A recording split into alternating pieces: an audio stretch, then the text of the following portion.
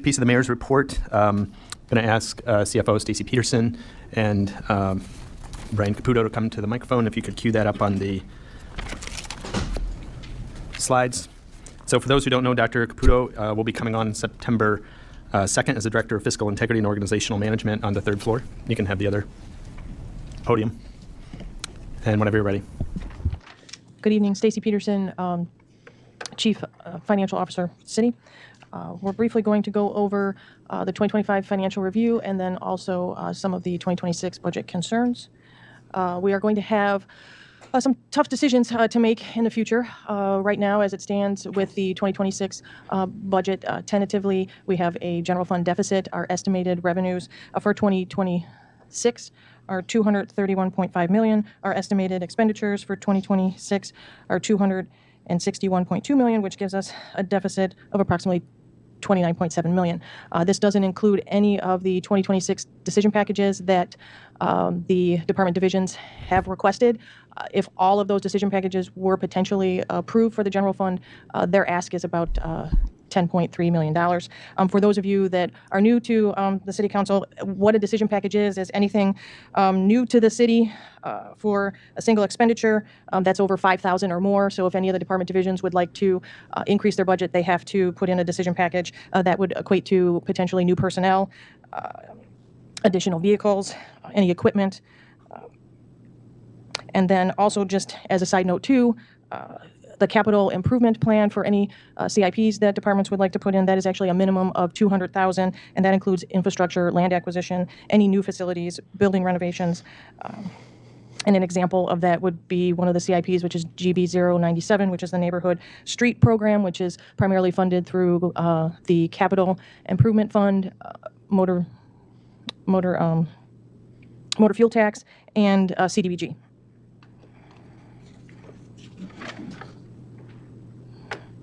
This slide represents what this finance department goes through when we are trying to balance the general fund during the budget process.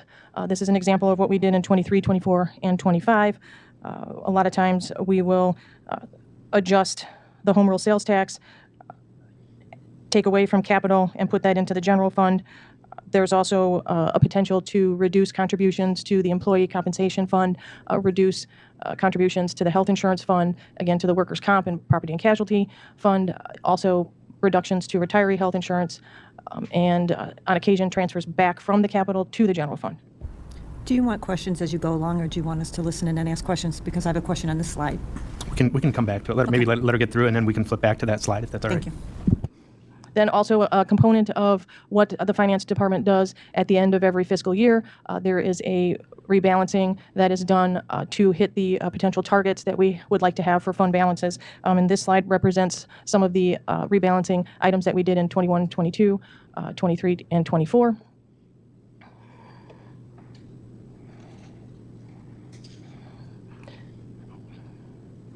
So some of the contributing factors to the 2026 budget deficit: if the city does not pass the grocery tax, that could be a potential decrease in revenue of $4.5 million, which would increase the budget deficit potentially to 34.2. What we did to start out with the start of the 2026 budget, we reinstated $3.3 million of contributions to the compensated benefits fund. The employee compensated benefits fund is an account the city uses to accrue liabilities for severance, sick leave, and vacation earned by employees whose compensation is paid through governmental funds. Financing is provided through charges to city operating department divisions. Next, we also reinstated the contributions to the property casualty insurance fund, which would equate to $3.8 million. The property casualty insurance fund accounts for the city's property, general liability, and workers' compensation insurance programs. The general liability and workers' compensation programs are essentially self-insured. However, commercial excess insurance is in place. Again, financing is provided through charges to the city's operating department divisions. We also reinstated the contributions of the home rule sales tax to the capital improvement fund. Home rule sales tax is primarily allocated between the general fund, the capital shape fund subsidizes the airport, also motor vehicle fund, and then also the transit fund. And that allocation to the capital improvement fund is $9.4 million. Also noted, a contributing factor is Station 13. We would have 12 personnel. Salary and benefits would equate to about a $1.1 million increase in the expense to the general fund. And to highlight, that's also a decision package. Yes, that is so it not. would, if we approve that decision package to staff Station 13, which is a new station, it would make it $35.3 million deficit, correct? Yes. Yes, they're expected to finish Station 13 November, December timeframe. And another potential impact to the 2026 budget will be contracts that are still under negotiations and ones that have not expired yet.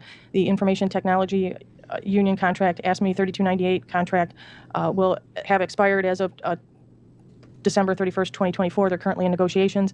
Fire 99 and Fire Management will expire at the end of 2025. If all of these get a fairly comparable agreement with what some of the other unions have received in the past, this could be a potential $3.25 million increase in the general fund as well. Now, just for major sources that we have, this is showing our property tax just for the general fund for the extension from 2015 to 2024. This does not include any pension debt service.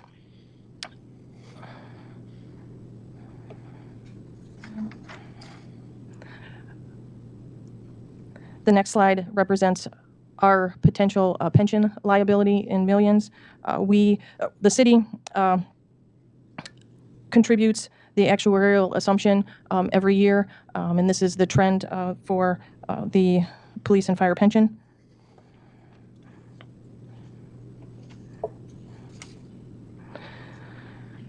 Our property tax equalized assessed valuation has been consistently going up over the last several years. The current EAV for tax levy year 2024 payable in 2025 was approximately $5.8 billion overall. And that's equated to several redevelopment projects that we've had in the city. Unemployment, when you look at the city's unemployment rate, we're at 3.9% in May of 2025, which is below the United States standard of United States rate of 4.2%, and Illinois at 4.8%, and significantly below the other municipalities in the area. One of our next major revenue sources is the state shared sales tax. Progressively, this has gone up since 2020. We have an estimated revenue for 2025 at $35 million. We are estimating $35.5 million for this year with a increase of $500,000. We are planning to hold that pretty stable for 2026. Home rule sales tax. Home rule sales tax does not include taxes on auto, food, and drug sales. This, again, primarily funds general fund, capital, shape, airport, motor vehicle, and transportation fund. We are estimating that we will be a little bit below what we budgeted for, which is the $30.7 million. We will continue at roughly $30.7 million in 2026.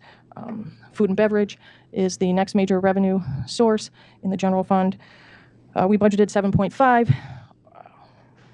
Looking at the historical trend, we're anticipating about $7 million this year and potentially $7 million for next year as well. Another major source for the general fund is the electricity use tax. We budgeted $6.5 million for 2025. This is actually based on kilowatt hours consumed at 3%. That's collected by the city, and it's remitted to us from ComEd. We anticipate that the estimated revenue will be about $7 million for 2025, and that will be fairly consistent for 2026 as well. Another component of the general fund's major revenue is income tax.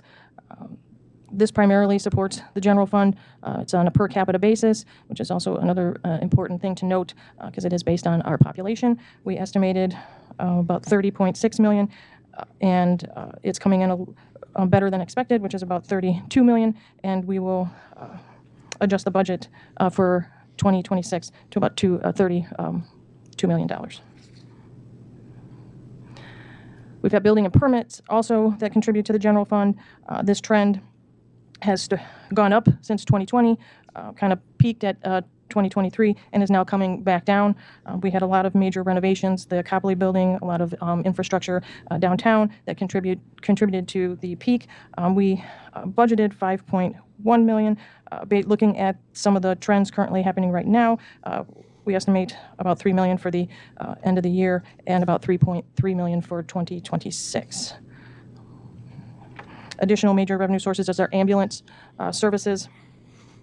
We're keeping this fairly flat. Its estimated budget is 6.2, and the estimated actual is also 6.2. Our court fines have been pretty flat throughout the years.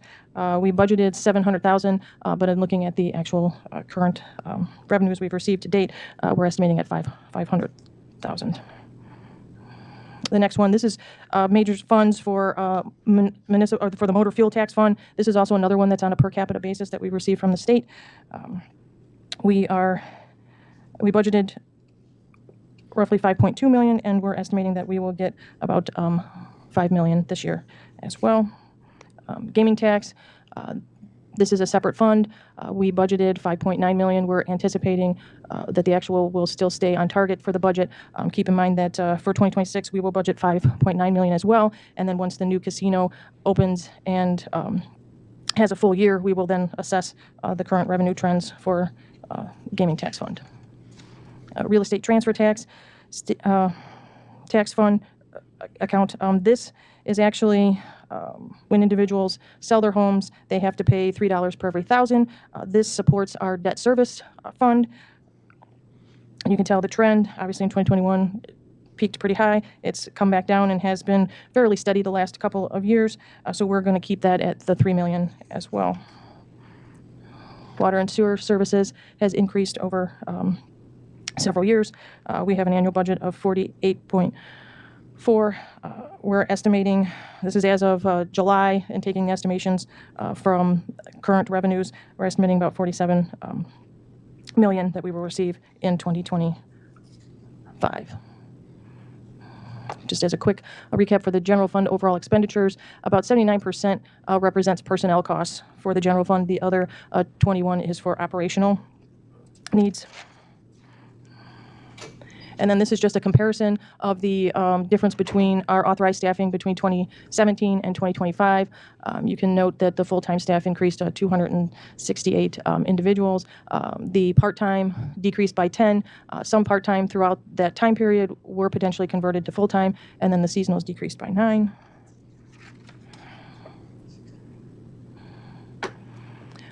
The general fund 2025 estimated actual in millions as of August of 2024,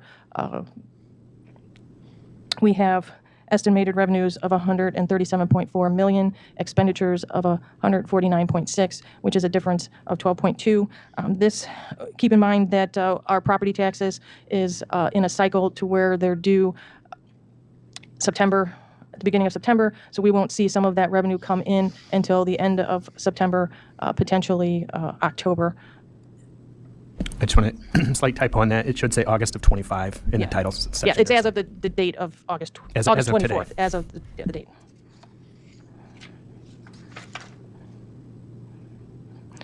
So then some of the other things that what we are looking to do is the city will potentially have a hiring freeze. Hiring of new positions will go through the mayor's office for approval. The city delayed hiring 7 new positions. The city also recently eliminated 4 positions as of last week. A few decision packages have been approved pertaining to personnel unless there's a budget offset somewhere else within the budget. Budget evaluation process obviously is not complete yet. We are still undergoing several revisions and looking over the items. We still need to take a look at the capital projects and the capital budget. During this process, we are continuing to look at efficiencies and streamline a lot of the internal operations to assist with reducing costs.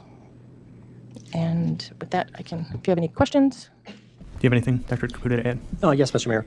First, it's good seeing you all here this evening. Some faces from years before and new faces. I'm happy to see all of you. I thought it might be helpful for you to have a little bit of a historical perspective on what this budget picture really looks like. So that $29 million general fund gap, as Stacy mentioned, is before decision packages. I was here a while back, all the way back to '98, so I can talk about what things were at the last fiscal stress point we really were at, and that was during the Great Recession when we were preparing the 2010 budget in 2009. It wasn't pleasant. There was a $19 million deficit, but things were a little bit different. That situation, so we thought, was a temporary one. It turned out to be that. So we made those $19 million in cuts in a number of different ways, all of them painful, but the situation ended, and we could reverse some of those things over time. We didn't know exactly when it would end, so we had to take action, but we did take action, and we believed at the time that it was responsible. This situation here is much more severe. It's not just in terms of numbers. The general fund deficit of $29 million, yes, it's bigger, there's inflation, but there's more to it than that, and that is that we're not facing a temporary situation here. If you look at some of those numbers on one of the slides that had all those zeros on it, where we were not contributing to various funds, what was happening essentially is that money that normally would go to those funds was redirected to the general fund in order to balance it.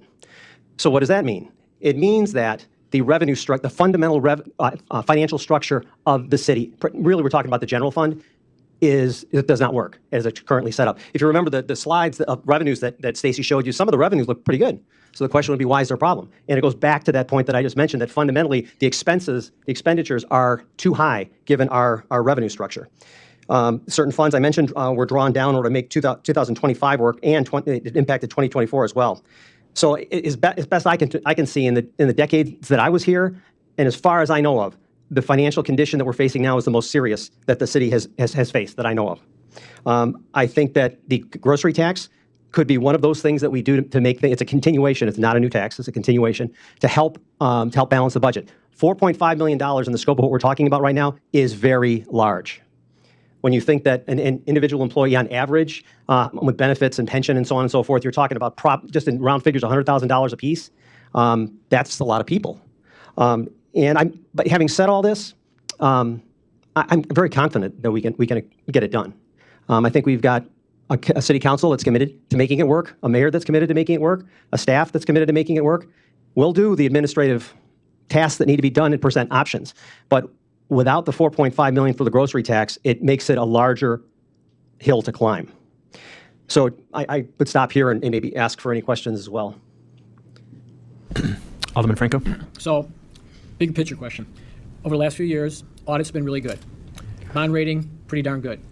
Those seem to be indications, good or bad, of what's to come. So with those being as positive as they've been over the last few years, how did it not notify us about these potential shortcomings coming forward? Is there any connecting the dots type of thing with that? Thank you, Alderman. Let me talk about that a bit. When you talk about an audit, in the financial statements, when you see an auditor's opinion on it, all the auditor is saying is that the report complies with generally accepted accounting principles. That is, that the report is prepared appropriately with the guidance that's out there for governments.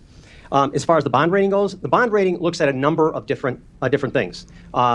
Looking at fund balances is one of them. I think that in my personal opinion, I think that if we were to continue on this trajectory, that bond rating would not stay. The folks in the bond rating agencies, having worked with them for a number of years, they're pretty smart people. They'll start peeling apart the numbers, and they will see those transfers, and it will affect the bond rating. I'm very confident of it. So really what's happening here by taking these steps, it's to balance the budget in a responsible way. It is shoring up the bond rating. Is what it's doing. We must act. Sure. Well, listen. Did you add another one? I'll come back. That's fine. Alderman Seville? Yes, and John, do you mind flipping back to the slide? Oh, Stacy, thank you. That I know Alderwoman Smith had a question on, but we'll let Alderman Seville go next. Okay, thank you, Mayor. First off, Brian, welcome back. Thanks, sir. I'm glad you're part of the team here to guide the City Council and make the recommendations for us.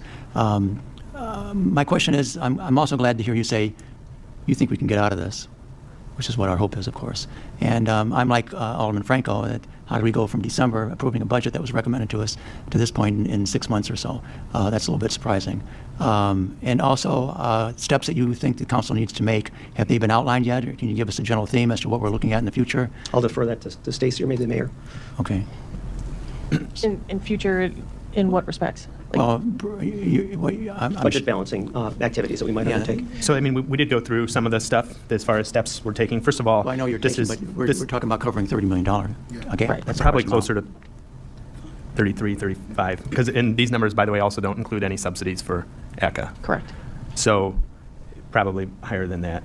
But the first thing is to go through line by line and cut. Secondly is it is premature and a little bit early in the process to even be looking at this because we haven't been through the capital projects yet to see which ones could be adjusted or reduced or Correct, or eliminated. But at the potentially same time, we postponed. needed to come forward with this simply because of the timeline and the vote on the grocery tax to give the council and the community some picture of what's ahead. But it did sound like a lot of those capitals were decremented in the previous, or in the 2025 budget cycle anyway, to close the gap in 2025, Correct. which is the slide you were looking at. But, again, just the easy steps is to continue to cut line by line, like we said, and are those included in the 29.7 million, any adjustments we made? None of the cuts have been incorporated into that yet. And none of them, most departments have come in asking for increases and, not significant cuts. So I don't expect to make any significant mileage there. Maybe we'll reduce $1 million that way, going after people's coffee funds and reducing the number of cell phones and computers and laptops and things like that. We have stalled new hires, as we said, not hired for key positions or brought them back, because the earlier we do that, the better. We're cutting back on positions that are no longer needed, which we already started that last week. And continuing to look for other efficiencies. The council's been part of some of them. For example, bringing some of our legal help in-house instead of outsourcing, and to see slight reductions that might amount to 100,000 here and there, but that's not going to close the big gap. So it's going to be continuing to cut and look for efficiencies, and I think that's probably where the huddle is probably going to happen through the months of September, is going to be pretty intense as we look over what we have to do to close the gap. So, Well, that's exactly on what- the revenue side, I mean, the urgency for now is that, the grocery tax, if we're going to implement it, is October. So we have to act on that one. We can look at other potential sources as we get closer to the end of the year, but I don't think it's going to be solved with all cuts, and it's not going to be solved with all revenue. It's going to be a combination. Right, now I understand it, and both Stacy and Brian will remember what it was like in 2007. Once we and the nation realized that this is going to be something deep and severe, we started cutting immediately, across the board, everywhere. And that was one of our reasons for success at that point in time, to get us out of that, in the period that we were able to. So. Maybe I could answer one of Alderman Seville's and Alderman Franco's questions more directly with respect to, why?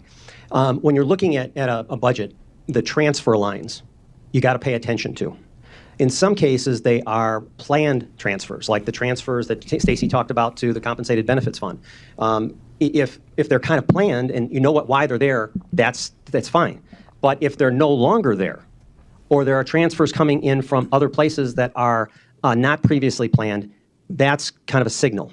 And that's difficult for non-financial people to dig into, but that would be one of the first places that you look. And that's where some of this came in, is that there was transfers that were zeroed out, and now we've got, for example, the compensated benefits fund that its balance is very low, and that's paying for certain benefits that employees have earned. And you can do, just like a pension fund, it's like if you don't put money into a pension fund for a long period of time, I mean, you can get along and keep paying benefits, but eventually it's going to catch up with you, because the theory is that you're putting aside money over the course of time for what employees have earned, whether it's compensated benefits or it's pensions or whatever the situation is. So if you don't keep up with that long term, it comes back to haunt, and that's kind of what we've got here.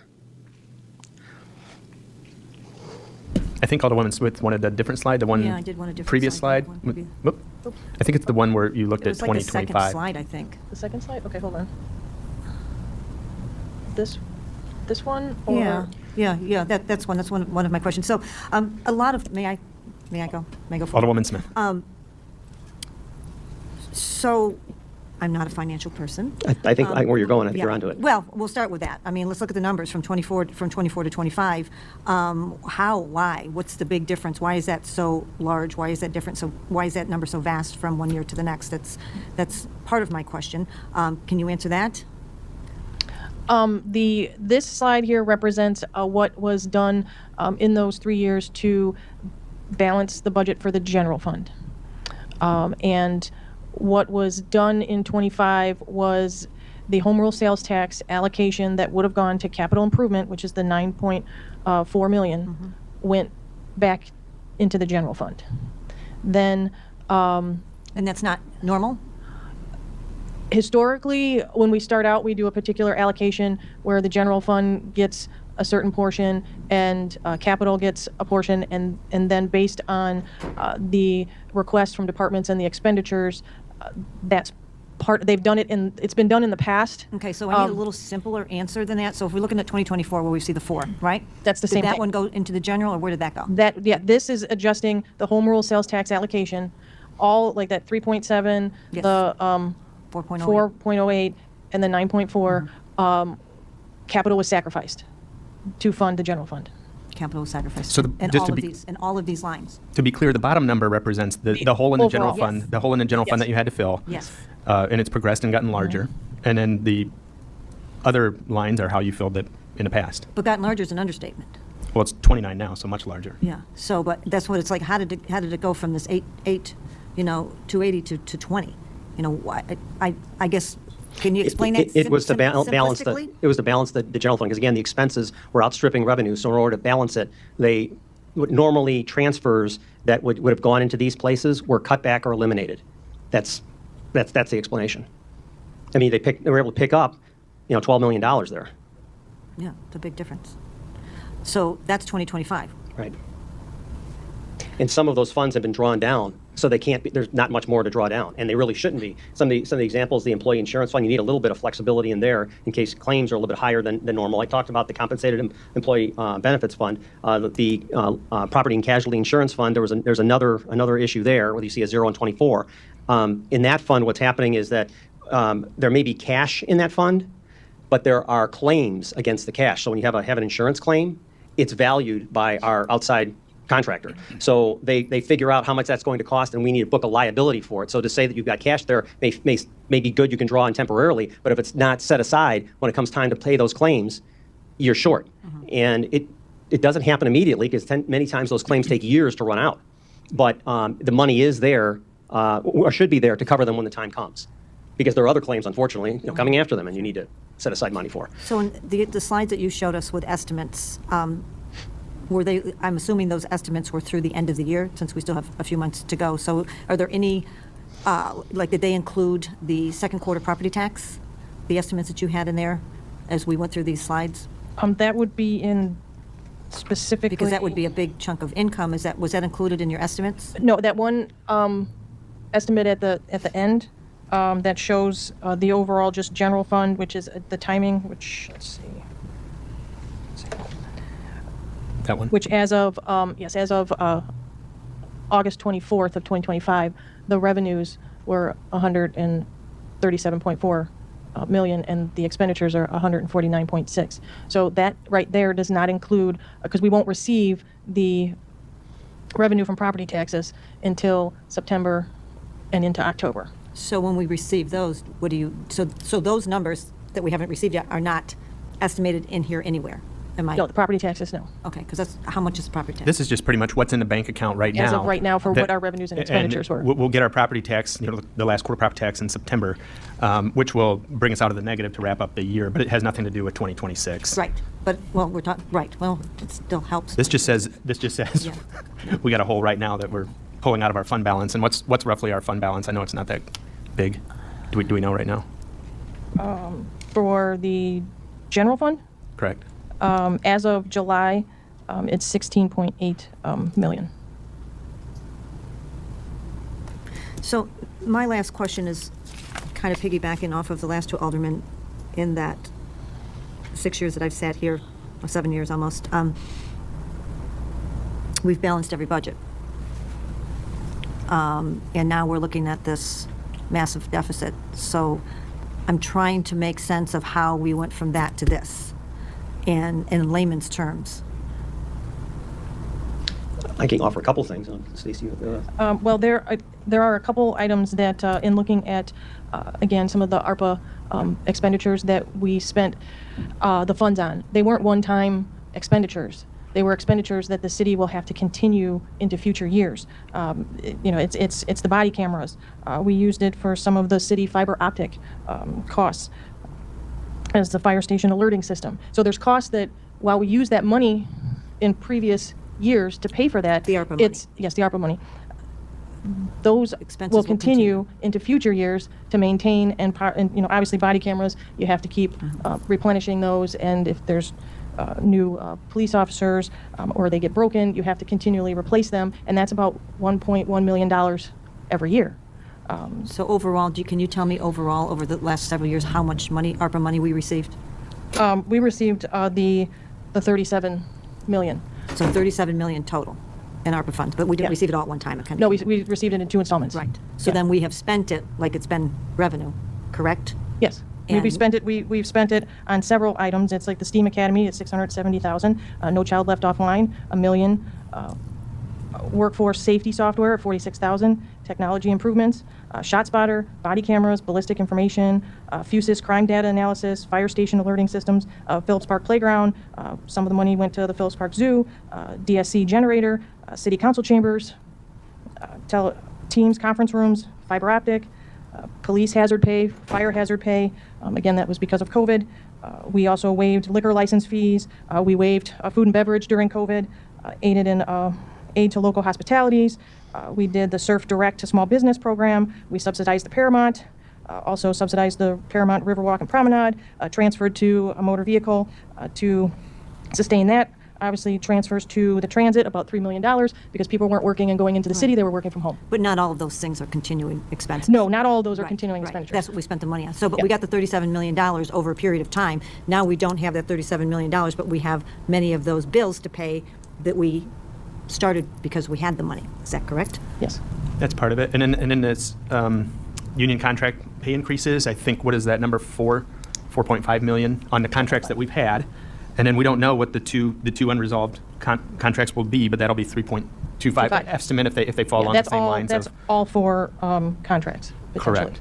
And then does not include exempt, non-exempt, so non-contract, non-union employees, compensation, increases to health insurance and other things that we've seen pretty dramatically this year that are also residual costs every year we have to. So I mean, even next year, all those contract costs are going to go up another $4 million, which, I know there's been another question that I've received a lot, both from the public and from older people, is what about the anticipated revenue of the casino? And we don't expect that to come online until 2026, mid-2026.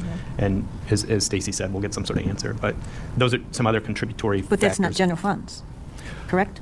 No, that's the Yeah. capital. Right. Or not capital. Riverboat gaming, money, yeah. Gaming tax Yes, fund. yeah. But But again- that's used for a lot of programs that the city has.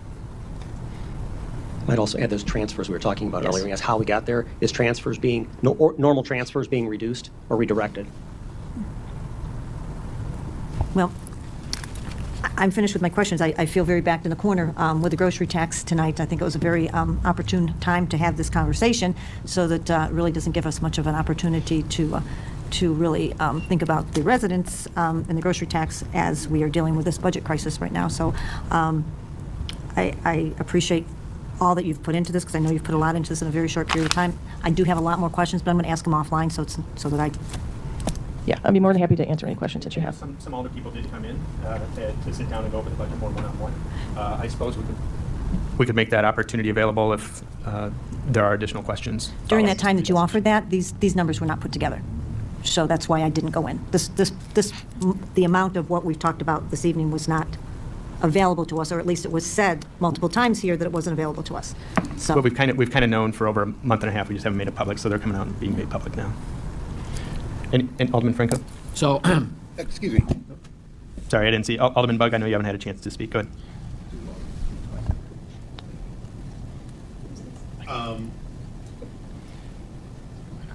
You want to get your microphone? Sorry.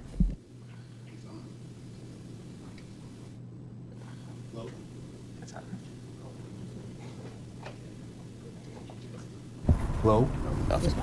Thank you. All right, there we go. Well, first, Dr. Caputo, it is excellent to see you again, and I'm definitely glad you're on our team. Thank you, Alderman. Can we, as you were talking, can we move to the slide? I apologize that I did not, these numbers in the lower right corner at -3 font, I can't see them. So the one that has the underfunded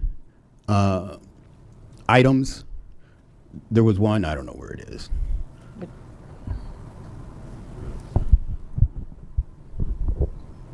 The underfunded, The blue I slides? guess I'm not quite sure which slide you're talking The about. blue slides? I don't think it was a blue slide. Yeah, keep going. Wait, was that it? Go back one. Back one. This one? Or, No, did we skip one? Go back one more.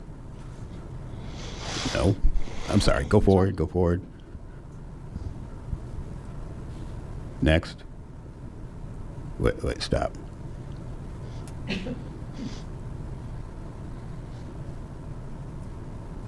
No, that's not it either. That's okay.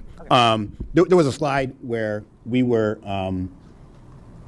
underfunding and not funding correctly a number of items, mainly related to different insurance matters that we had to account for later on. What's the figure at the beginning? No, it was broken down a little bit more. Anyway, it doesn't matter. So when you're looking at that, you're really looking in the future. You're not looking right now. You can look at it right now and say the funds are there. Things, quote unquote, balance. But if you're not funding them for the future, that's where your expenses are going to be, even next year. You will quickly become underwater if the money is not there. And now we discussed this many times, and not only in finance, but in this chamber, because of course our insurance rates keep going up, just like us as individuals. They're going to go up again next month, they said. But we ask that question often: are we keeping up with those payments or those funds?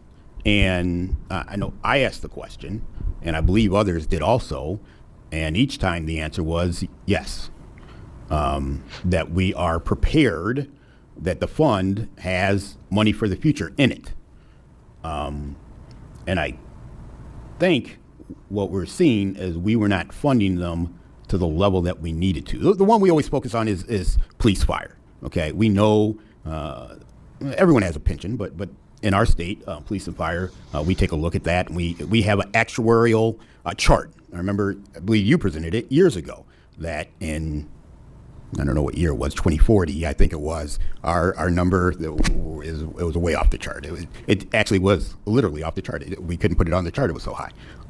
That we had to keep funding our police fire pensions and just keep going up and up and up, gradually increasing that proportionally. And there were times where we didn't, and that was intentional, especially during COVID. I think we cut back on that. Probably everybody did, but there were times where we were supposed to be catching up and staying with the increase. If you keep funding $2 million, $2 million, $2 million, and the increase is up here, you're underfunding, and it's going to catch up with you. And I think I'm going to go back through this and find that exact slide, but I think that is part of what we're looking at today, that we weren't funding at the proper ratio or proportions to where we needed to, and unfortunately, I think part of that is caught up with us. Just because this goes back to my time, I'll address that. The city has a dedicated portion of its property tax levy for police, fire, and for that matter, IMRF pensions. It doesn't go anywhere else. It goes directly essentially directly into those funds. During going back, I think even back to the time of Mayor Stover, we started fully funding that actuarially determined requirement and never stopped. There might have been small variances, but it never stopped. So if the city kept on that track, it ultimately would get to full funding, essentially, for all intents and purposes. And the city is on track to that. The pensions, there may be variances because of investment results in a particular year and whatnot, but as long as the city stays on track with that, it will be fine. But I think the point here is that when you have those large pots of money, so to speak, when you're trying to balance a budget today, there's a temptation to not put those monies in the places that you normally would or perhaps should. And I think that's what happened here. And there's a certain amount of risk that you take. When we say that we're going to keep, say, $1 million or $2 million or $3 million in the property and casualty insurance fund, that's a bit of a cushion. And maybe we don't need all that. That tends to be a matter of judgment. But we're getting to the point now where the numbers are so large that we're worrying about $1 million or $2 million in one fund as to whether it's exactly the right number is not really bearing much on the problem. Any aldermen who haven't? Alderman Barrero? guess borrow your neighbors.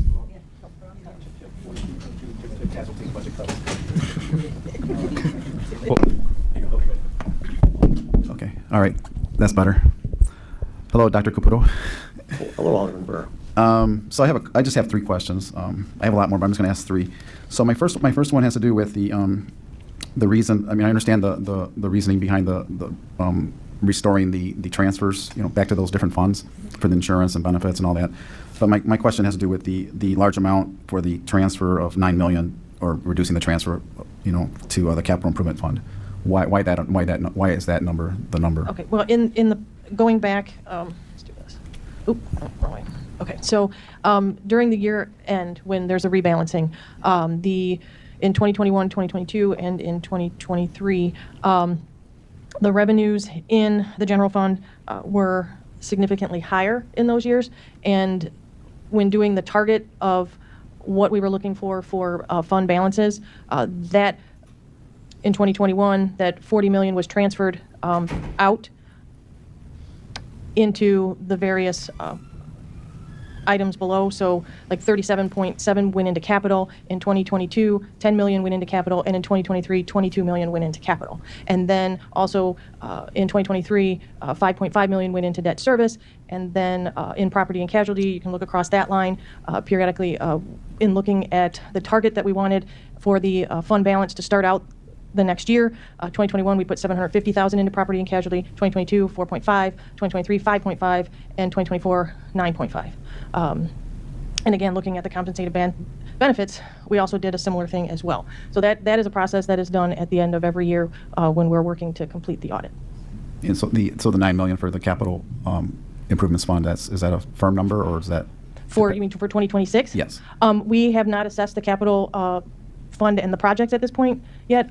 We are looking at, in 2025, potentially decrementing some of those capital projects, pushing them off into future years. So when it comes to the balancing, that 9.4, some of it might go back into the general fund in terms of when we get to that point to finally balance the 2026 budget for the general fund. Okay, and my second question has to do with vacancies. Yes. So how many positions do we have currently that are not filled, that are budgeted?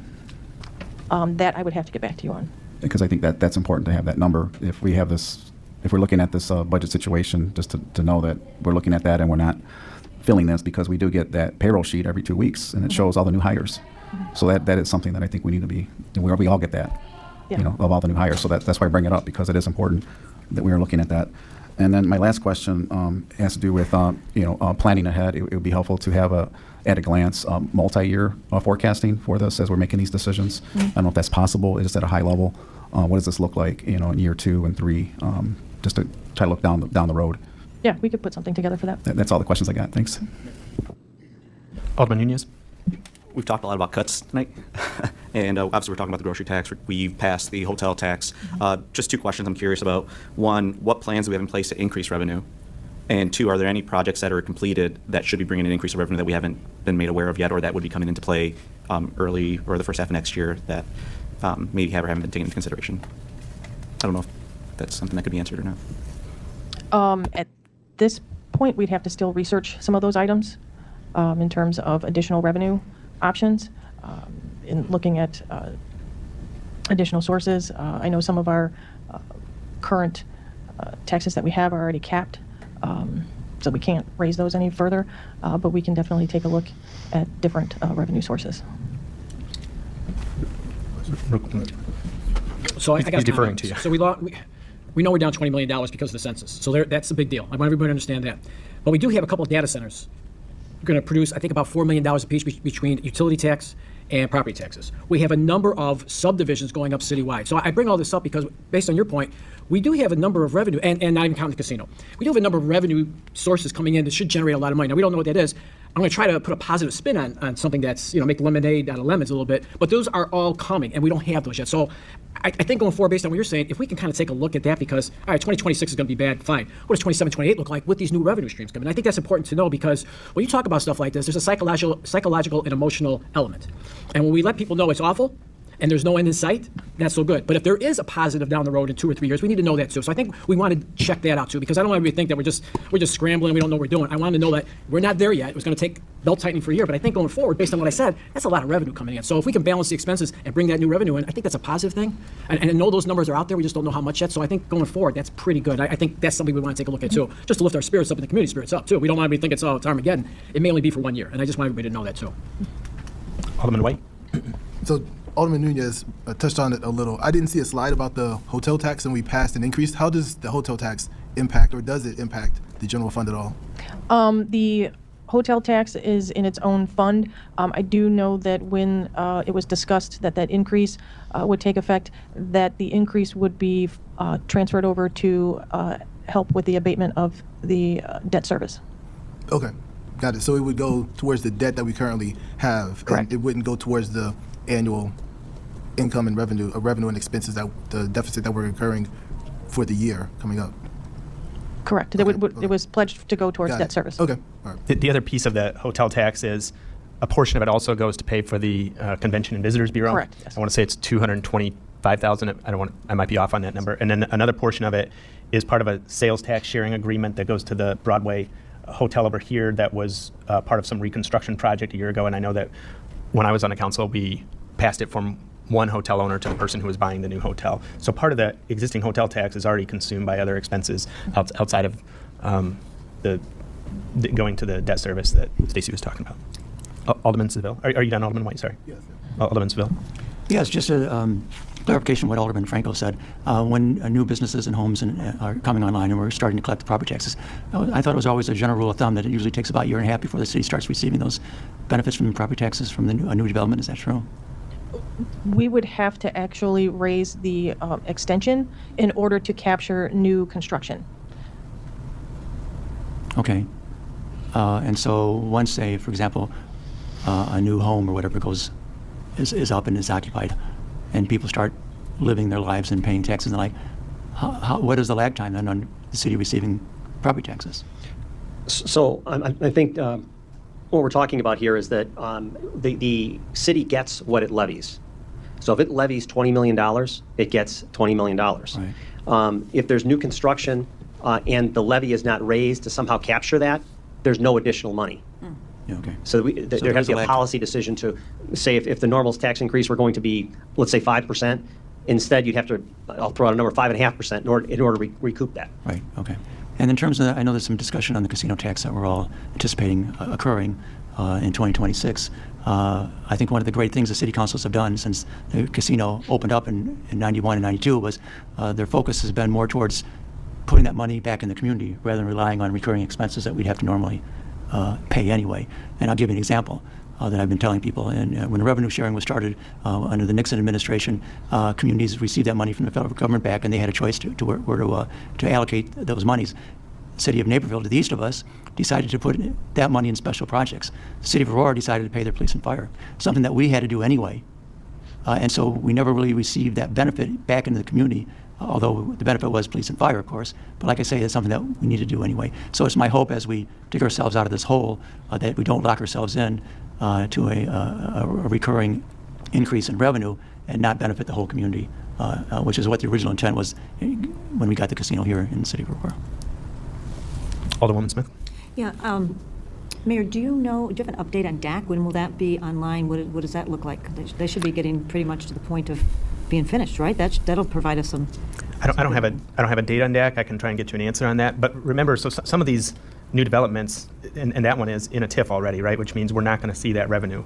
The Redwood development in Ward 6, developments in Ward 9, I think are ones that'll come on, and we'll see the full revenue of those because they weren't part of a tax sharing or TIF agreement. But I can try and get you an answer on when DAC will come online. I don't know if the whole project's in a TIF.